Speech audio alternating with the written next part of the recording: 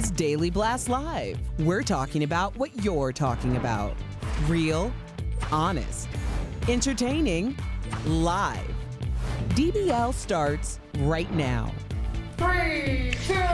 Thank you, Michael and Bert. It was good to see both of you. Welcome to DBL. It is Tuesday, March 16th. I'm Tori here with my good friends Al and Lindsay. You all good? What's going on? Great. We have a great show for you today, but first, coming up, there is a DBL daytime exclusive.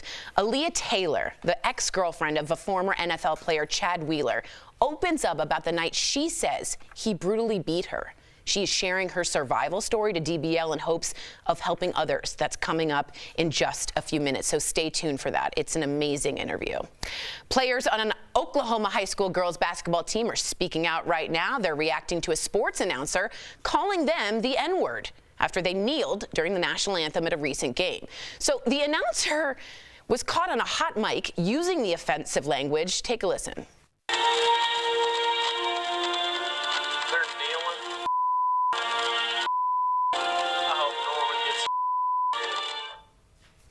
The announcer has apologized. He blamed the rant on a spike in his blood sugar, explaining that he suffers from type 1 diabetes. Meantime, some of the girls Imagine what type 2 does. What do you? I mean, wow. I think we got lucky. Oh, man. Meantime, some of the girls from the team talked about the comments during a press conference yesterday with their attorney, Ben Crump. Here's some of what the ladies had to say. Take a look. I took a knee to stand against social injustice and racism. And when I first heard the news that our team was called the N-word, I was just in disbelief. And the broadcaster should be held accountable so something like this doesn't happen in the future. The NFHS network that broadcasts the game released this statement saying, in part, we are aggressively investigating the incident and have immediately cut ties with the third-party production crew that was involved. They also said the network firmly condemns racism, hate, and discrimination. The girls' team did go on to win the state championship. Like doing a little dust off there. So what do you guys make of this, and what do you think of the announcer's explanation for his comments? I do want to make a caveat. We called Dr. Coley to ask if type 1 diabetes, a high blood sugar spike, could cause direct racism and name calling, and she said that's highly unlikely and has never happened. Did she say I'm a doctor and I'm busy? Don't call me just nonsense. She did kind of. She was like, I'm kind of busy. Okay. I mean, what do y'all think about this? This is outrageous. I mean, the tragic part is that this is getting overshadowed by these girls that are phenomenal at what they're doing, and then the best part is that they won. So it's just like, you know, but to me, it's really frustrating when people, and we've seen this time and time again, are blaming something like the Chad Wheeler interview we're about to show, is blaming it on mental health. Like, people have mental health challenges and they don't beat people up. People have, you know, diabetes. Like my grandmother, she doesn't hurl racial slurs at people. So like, these are all things that don't correlate. And so doing that actually stigmatizes and brings problems for these people actually suffering with real issues. That's a great point. It dilutes their issues, doesn't it? Al, I mean, other than just being absolutely ridiculous, what do you think? I mean, it just, first of all, I think then, Lindsay, you hit it right on the head. We're all older folks, so let's go back to high school. Remember what a big deal state championships were? Huge. So to win states was a big deal, so shout out to those girls. That's a big deal, and I'm really happy for them. I read a couple articles. A lot of them already locked into scholarships at Division I schools, so there's a reason they won like that. And good for bringing that up. Yeah, a couple of expletives was not going to stop that team. That being said, I really was, you know, really, and this is something I always have to think about in terms of talking to my son about dealing with the police or just being a growing boy of color who's starting to get a mustache. He's probably 5'7" now. Yeah. And so, you know, it's like, what day as a parent of color do you sit your kid down and have that conversation, because they're not going to be the same person after they leave that conversation. I thought that about those girls. It's like, that should be when they go back, and those women are going to be 45 years old with 3 kids running around, professionals and whatever they decided to do, and they'll look back on that year and they'll know that, like, in between those 2 games, that's what the whole country was talking about. So he took a lot more away from those girls than I think we realized. It's true. I was called something being a Jewish slur, I remember, and there was really life before that moment and life after. Now, I'm not saying it dramatically changed me. No, but you don't have to back away from that. Right. Like, I remember try to protect you from that kind of thing. I know that a lot of times when I talk about my experience growing up in a diverse neighborhood, I never had an experience that I remember as a child dealing with racism head on like my little brother might have in that same neighborhood. But when I'm older now, that's when I really started to be aware. And so everything changed, right? And every single, I couldn't just let mannerisms slide in the way that I might have when I was a kid. And so, Al, I understand why you're not trying to expose your kids to that right now, but it's something that just unfortunate reality. And I think women, you guys probably go through that as well, where you just feel like a little girl and then some grown man yells something and you're like, what? Yeah, the first time you're sexualized. I mean, it's always the talk, right? What you talk about. All right, well, there's more controversy over Cardi B and Megan Thee Stallion's performance at the Grammys. People are very upset at the explicit song and dance. A lot of the performance, they say, was too graphic for daytime television. But here's a very short portion that we're actually allowed to show. Take a look. The performance did include a warning beforehand that it may not be appropriate for small children, but other portions included the 2 women doing an intricate dance while intertwined, while all on top of a giant bed. Now, some folks are complaining that this performance was allowed to be broadcast nationally, but Mr. Potato Head was canceled. Others on Twitter commented this performance was trashy for a show that's supposed to be family friendly. Another person wrote, I am mortified for all who just witnessed what has happened to our society, unacceptable. But some defended the performance, saying Don't want to see your kids seeing that? Be a parent and don't let your kids see that. DBL Nation, we go to you when it comes to this. We want to know what you think. Was the performance too graphic, and should performances like this be canceled? So go ahead and write us on Facebook and YouTube, and we're going to make sure we get your votes here. I have to say, there's a lot of sexy performances at the award shows that are not black women that seem to be perfectly fine, including Madonna French kissing Britney and Christina, then rolling on the ground. We had Dua Lipa doing that at this actual performance, The Snake with Britney. Is it a racial issue? Is this a criminalization of the black women's body?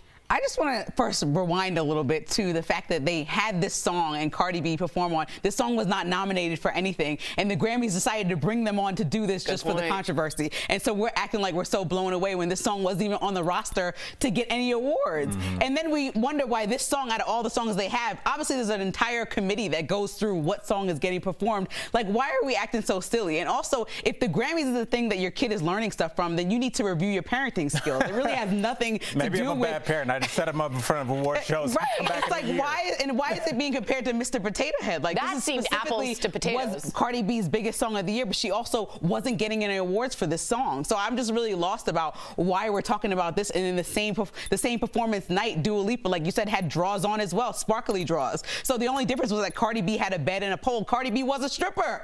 What are we talking about? Cardi B was a former stripper. I like how she said drawers, didn't you? Yeah, she said drawers. Black people say drawers. Draws, yes, whatever. Black people say drawers. Underwear. Drawers. I was like, the knickers.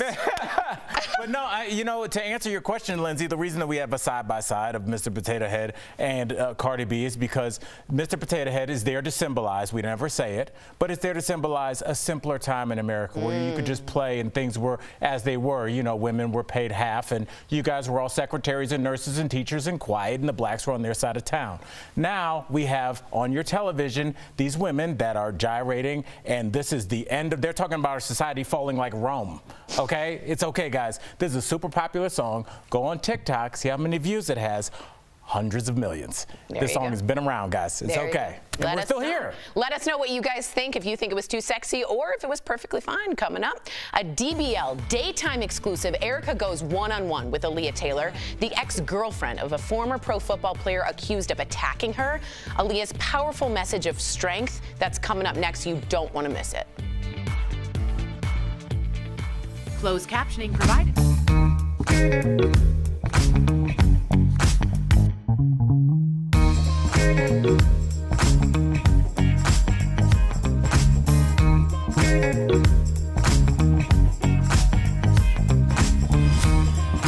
Drive-thrus have been booming during the pandemic, and restaurants are betting that will continue. Now they're using technology to predict what you'll order. Let's connect the dots. When the pandemic hit and restaurants faced restrictions, more places started upping their drive-thru game. That means Starbucks had workers walking car lines taking orders. Chipotle created Chipotlanes, where customers can grab pre-ordered food. And even Applebee's is testing its first drive-thru. Several big names are trying to improve the drive-thru experience with technology. For many, that means encouraging customers to order through apps to speed up the process and improve accuracy. Other restaurants have loyalty programs through their apps that reward customers with points for free food. And fast food giants like McDonald's and Burger King are turning to artificial intelligence to predict what you'll order. That means everything from suggesting iced coffee on a hot day to using Bluetooth technology to ID loyalty program members and ask if you want the same thing you ordered the last time.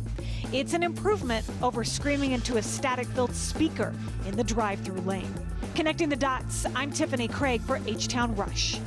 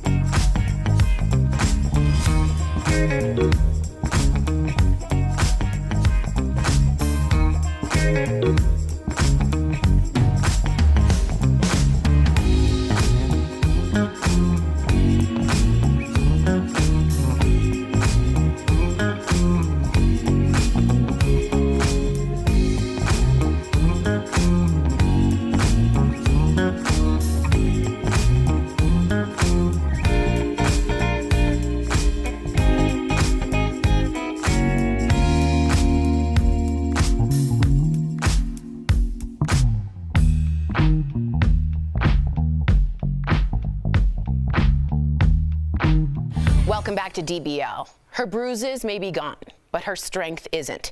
It's been a month since Aaliyah Taylor first told the world that her ex-boyfriend, former NFL player Chad Wheeler, strangled her and left her for dead. Chad has pleaded not guilty to the charges and will go on trial for the alleged assault in June. But before that happens, Aaliyah told us that she is speaking her truth. Erica spoke with her earlier in her very first daytime interview, making this a DBL exclusive.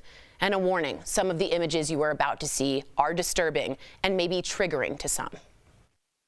Please help me now. Oh, my arm's dislocated. Sir, have them come in this room now. Aaliyah, welcome to DBL.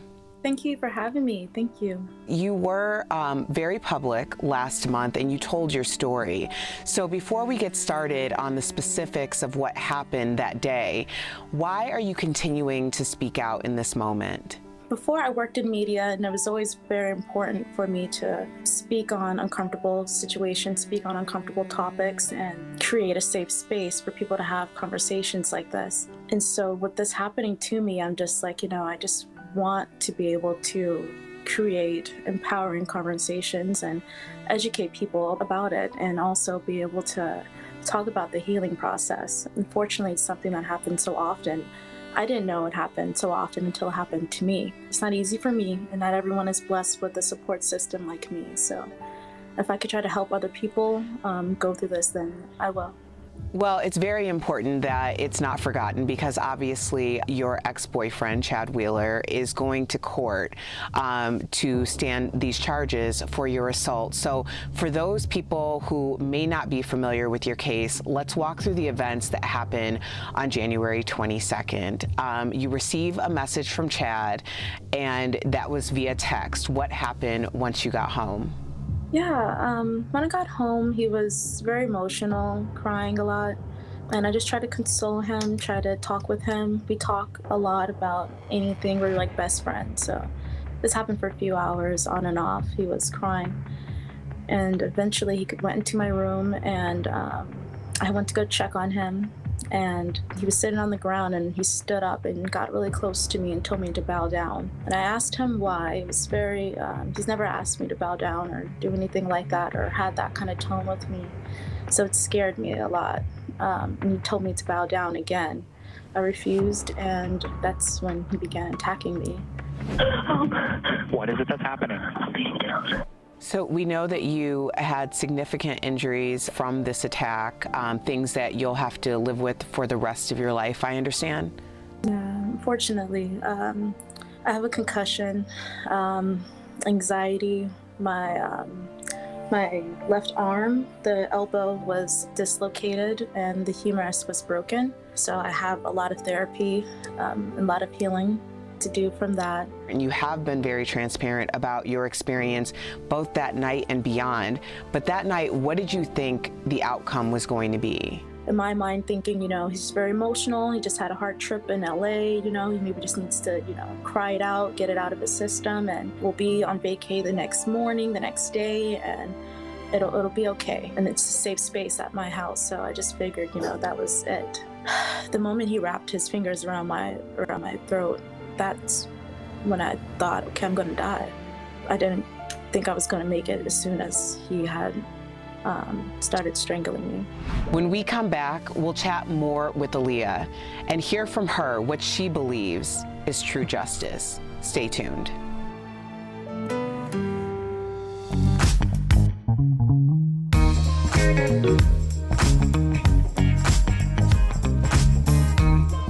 Are the CDC, Dr. Linda Nabha, an infectious diseases expert with the University of Pittsburgh, and Dr. Namanje Bumpus from Johns Hopkins University, who says food allergies are not a concern here. Food allergies are not contraindicated, milk allergy, egg allergy, any of that. And Dr. Nabha told us that there's no reason a shellfish allergy should keep you from getting a vaccine. Shellfish is okay. The CDC agrees, saying that they recommend, quote, that people get vaccinated even if they have a history of severe allergic reactions not related to vaccine or injectable medications, such as food, pet, venom, environmental, or latex allergies. So we can verify that yes, if you have food allergies, you should still get a COVID-19 vaccine. With your Verify, I'm Evan Kozloff, WHAS 11 News.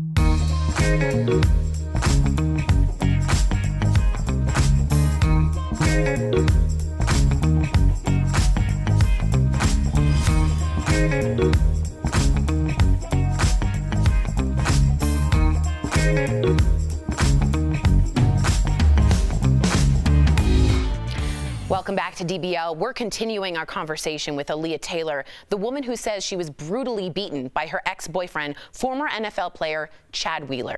Now, days after the alleged attack, Chad tweeted an apology saying, quote, events happened over the weekend that transpired from a manic episode. But Aaliyah questions that theory. Here's what she told Erica in DBL's daytime exclusive interview. A warning, some of the images you are about to see are disturbing and may be triggering to some. One of the main points that people were talking about was his mental health, even though you were the actual victim, and that became the narrative. After that event, because there were some things that we didn't hear about, what made you feel like it could have possibly have been not about his mental health? Questions that I'm asking you.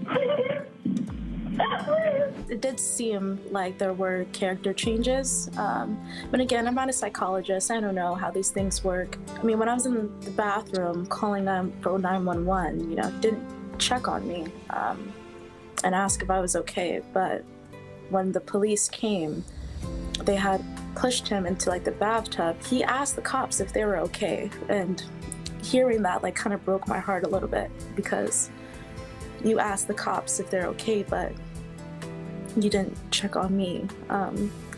So that was kind of hard hearing. Anyone who's had proximity to domestic violence knows that it's a very intimate and complicated issue, but at the end of the day, there is a victim, and that victim should be the person who receives the first concern. So do you feel like going to prison is something that should happen in the future?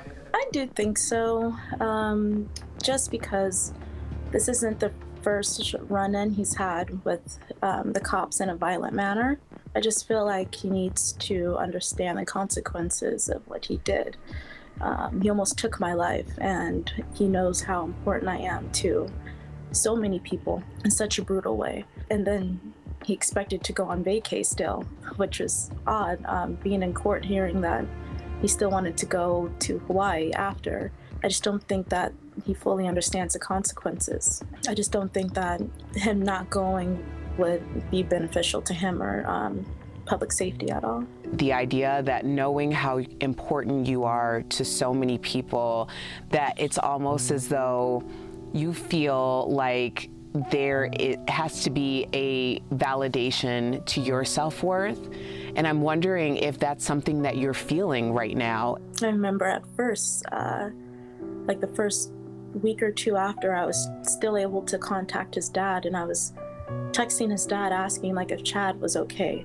And then I had to take a break and take a step back and ask, wait, I almost lost my life in a brutal, brutal way. I had to stop and think, if I wouldn't have called the cops, my family could have found me that way. It took me a while before even deciding to press charges, because I had to actually put myself on the back burner and think, what if this happens to another woman? As much as I do care and love him, God forbid this happens to someone else. There are people who are watching right here, right now in this moment, that you are normalizing and validating their experiences, and hopefully that gives them some semblance of strength and validity in their truth. So what you're doing is so important right now, and I'm just wondering what closure looks like for you.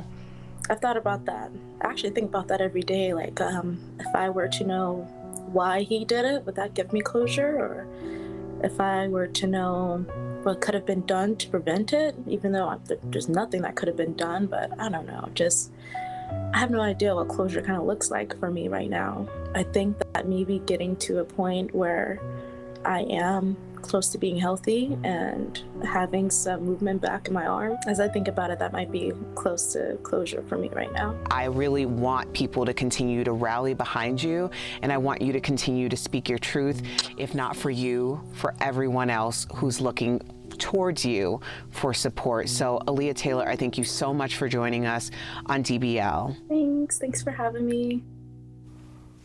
Wow. If you or someone you know is dealing with domestic violence, we want you to take down these numbers that can offer help. You can always also visit thehotline.org. It is open 24 hours a day, 7 days a week, and is confidential.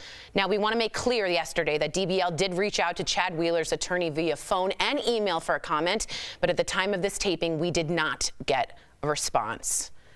I think there are so many domestic violence survivors that don't have a famous partner that could blow the story up. They don't have any photos to show that they were abused. And so I think that her speaking up and sharing her story like this is really just going to help people say that their story, especially black women, are validated enough to speak up and get some type of help from the authorities that are supposed to be there to help them. And chalking it up to a manic episode is not going to work in this particular case, because those two things, while they both can coexist, that's not going to be what's to blame for the reason why she got abused in that way. I hope so. I hope she finds closure.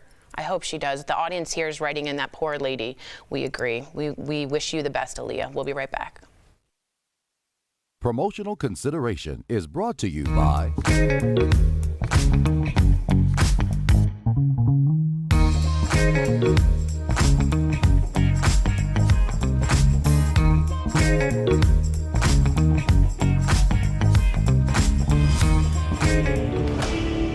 The Verify team is here to get you the facts, dispelling misinformation spreading online. And we've seen a lot of questions about the latest stimulus checks. David from Maryland asked us this question. The last $600 stimulus checks were not subject to child supports and other garnishments. Are the $1,400 checks exempt as well? So let's verify. Can these checks be garnished by either the government or private debtors? Our sources are Henry Grez from the American Institute of CPAs, this letter from a coalition of financial associations, including the American Bankers Association, an emergency order from Maryland Governor Larry Hogan, and the bill itself, the American Rescue Plan. Grez tells us that the answer depends on the type of debt. Just like in the past, these stimulus checks cannot be garnished by the federal government or the IRS, but they can be garnished by private companies. If you're behind on credit card payments and the credit card company has filed a judgment against you, they will be able to access that. And our viewers aren't the only ones who noticed. 19 financial groups signed this letter to Secretary of the Treasury Janet Yellen, urging Congress to pass a standalone bill that would protect these checks from being garnished. So far, though, no such bill has been signed into law. But there is action on the state level. Governor Hogan just issued this emergency order saying that these payments are exempt from garnishment and that, quote, all financial institutions are ordered to consider these payments as protected. The governor's office told the Verify team that this only applies to banks that are doing business in the state who are subject to their oversight. So we can verify that yes, as of now, these checks can be garnished by private companies, although there are efforts on the state and federal level to stop this. With your Verify, I'm Evan Kozlov.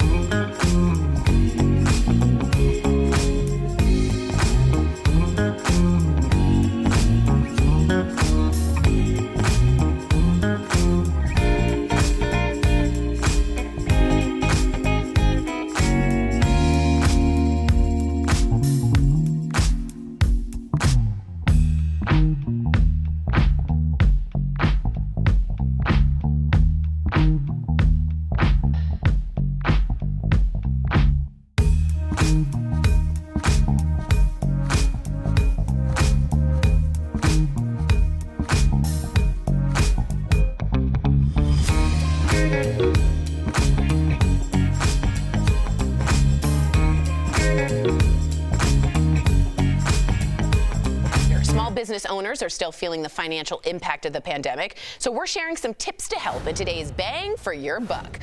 First up, adapt to digital. You gotta try marketing and selling online to maintain your sales. Second, study your stats. If certain products weren't selling before, get rid of them.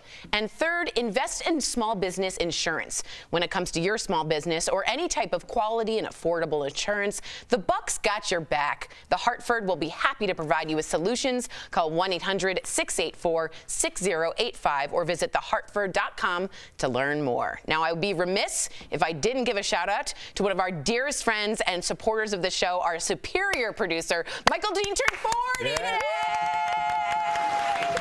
And look at him. Look how gorgeous he is and brilliant and smart. We love you so, so much, right? His dreams. I told him I want to live his life for 10 days. Amen. DBL's new every day. We'll see you same time, same place. Bye, guys.